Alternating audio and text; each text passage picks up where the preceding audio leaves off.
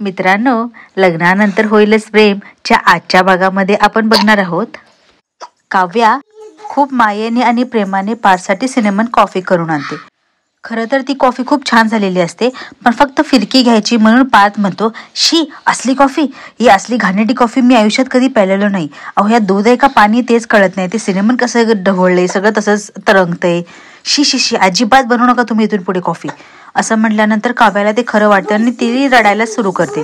ते बघून पार्थ मस्करी करायचं थांबवतो आणि म्हणतो, अहो सिनेमन कॉफी खरंच खूप छान झालेली आहे, मी तुमची फिरकी घेतली. ही सिनेमन कॉफी जगातली बेस्ट सिनेमन कॉफी झालीये. का माहितीये का? कारण याच्यामध्ये तुमचं प्रेम उतरलंय. असं म्हटल्यानंतर काव्या गप्प होते.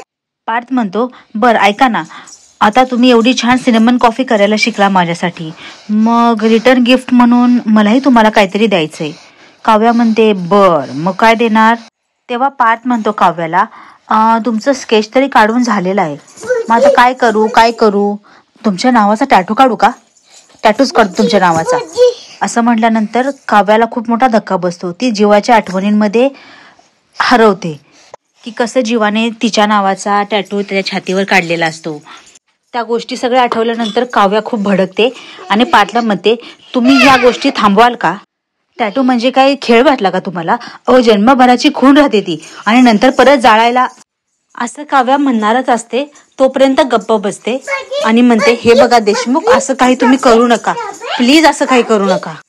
पार्थला थोडंसं विचित्र वाटतं. तो म्हणतो, अहो मी तर सहज मस्करी करत होतो.